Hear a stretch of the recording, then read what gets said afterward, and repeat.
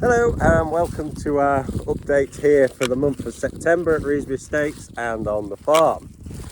So weather wise, we've had a total of 67.9 millimetres of rain, which has been a big improvement on what we've been having, so it has broken the drought and it's been really nice welcome rain, to be honest. The soils are now working well, allowing us to get on with our drilling. We've had a high of 26.4 and we had a low of 3.1, and the average temperature through the whole of September has been 13.8 degrees. Quite interesting just to compare that to last year, so 67.9 mils of rain this year in September. Last year we had 108, so still a big difference in the rainfalls what we're having. But interestingly, the temperatures, last year we had a high of 23, this year we've had a high of 26.4, but the low last year was 1.7 compared to 3.1. But the very interesting thing is the average temperature in the whole of September last year was 13.9, this year it's 13.8, so very similar actually on the temperatures, very slightly down this year. So yeah, interesting there on the weather. Always good to start with the weather because it's the single thing which impacts what we do the most. So what have we been up to in September? So we've welcomed a new member of staff. Edward has joined us. Edward has taken over from Zach. Zach has gone on to pastures new, and we welcome Edward. Edward's going to be mainly doing the drilling, cultivations and the combine, and then just other general farm work what we do. So you'll see Edward in this video getting on with some drilling. So September this year for us has really been about the drilling. We're drilling earlier than what we normally would do. Normally we start at the end of September and then do the most in with October, but there's several factors which has affected our decision to go earlier this year. One is, well, the dry weather what we've had. At some point you've got to think that it's going to break, and we've seen it in the past few years where we did have 132 mil I think in one day in October. So with that in the back of the mind, we've got good conditions, we're pushing on. The other is the actual agricultural sort of climate at the moment. Our prices, what we're getting for our commodities, is very low. We're sort of as low as what we were sort of around 5-6 years ago now. So inputs have gone up, but what we're getting for our produce has come down. So margins are very tight. So one way to help against that is to get a very good crop in the ground. So by drilling early, we can put less seed in, save money there, but also get some very good crops established and hardy going into the winter. So hopefully, if the weather plays ball, we can get some good yields coming out next year. Now there is a downside to this, and one of those is blackgrass. Blackgrass is a big weed pressure we have on the farm. It can affect our yield of our wheat. It can rob anywhere from 2 to 3 tonne out of our wheat if we get it wrong. But we've been working hard, certainly over the last 10 years, to reduce our blackgrass populations, and we're going to try this year and cash in on the lower pressures what we've got to see if we can start increasing our yields again. So let's just take a look. So here we are in one of our fields. We're about to drill with winter wheat. This was oats last year, spring oats.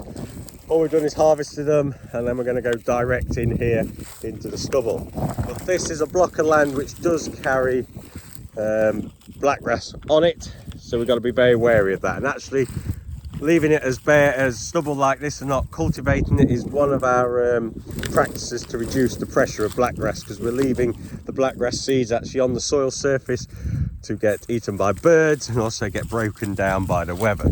So if we just take a look, here you can see what I mean by blackgrass. Rhubarb comes out the way. So this is the blackgrass here. This has actually been killed off. Get this flush out the way. You can see it running here.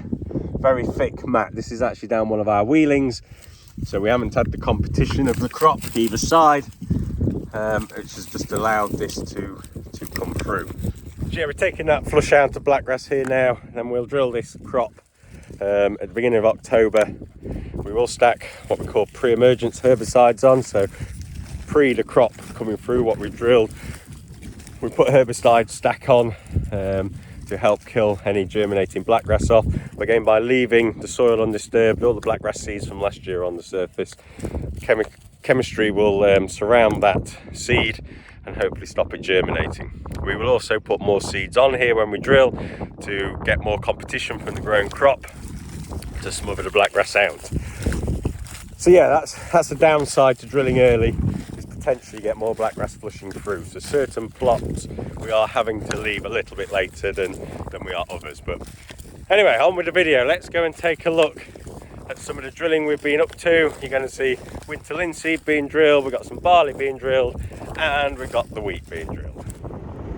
So it is the 9th of September and I'm currently drilling what is a new crop for us here at Revesby Estates, and this is winter linseed.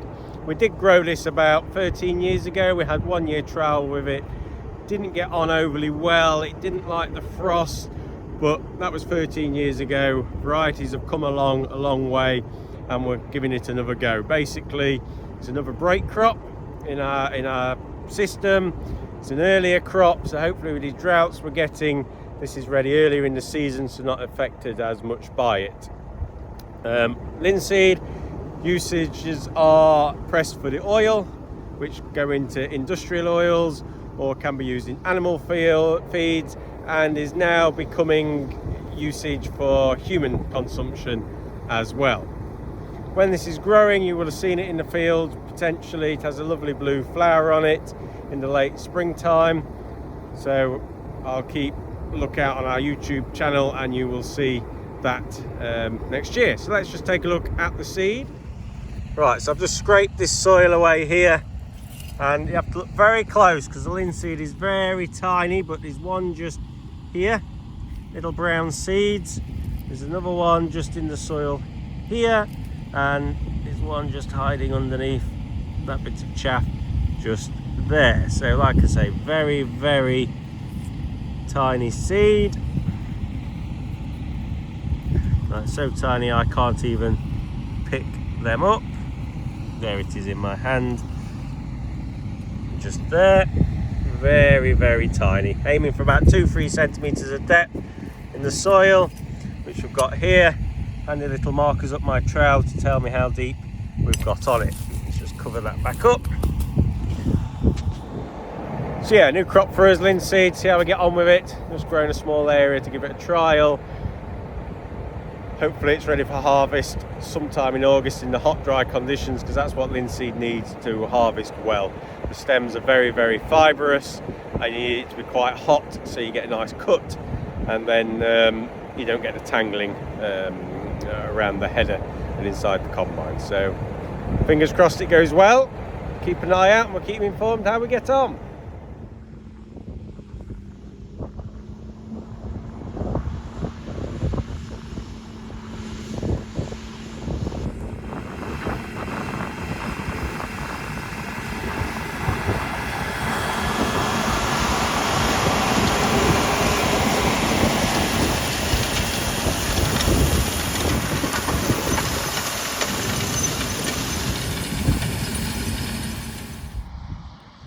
It's the 25th of September and you can just see in the background there Edward drilling some of our winter barley. Now Edward joined us about 2 weeks ago now, so Edward has come on board. Zach has gone on to pastures new, and we have now got Edward here who will undertake many duties. Some of his main duties will be obviously combining and operating the drill. What we've got today is a demo machine in. So you would have seen on our other videos our large sprinter drill. I'll try and get some videos of that.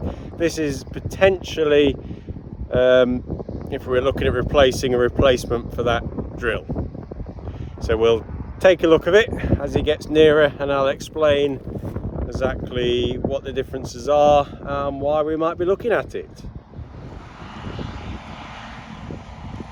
So the main difference on this sprinter is its actual configuration. It's a lot more compact than our older sprinter, makes it more movable in the fields, means we can get down some of these narrow country lanes a lot more easier with it. It's the same style tank configuration as the Avatar, and all the controls, so it makes two drills very easy to operate. Then on the back here, the actual part what's putting the seed in, we've actually got 3 rows of coulters, and then we haven't got the big packer on the back. Big packer is the big advantage, because that packer can get very clogged up in wet conditions. There you go, you can see the coulters there as he's lifted out. In the wet conditions, it's drilling later for black rest control, and we can turn into a big sledge and struggle to get it off the field. Here we've got an individual packer. You can see the wheels run behind each coulter to just firm the seed back in. See as he comes past us just here.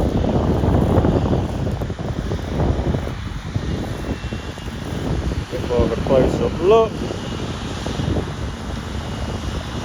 Coulter's also on 25 centimetre spacing, not 30.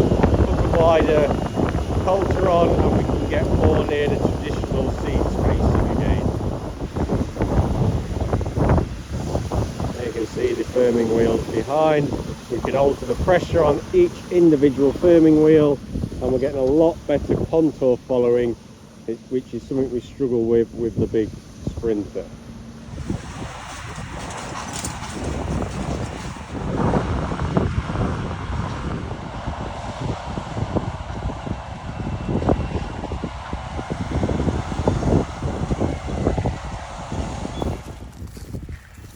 So here you can see, I'm stood on a wheeling, this is where it has moved. This soil is actually in its first year of direct drilling.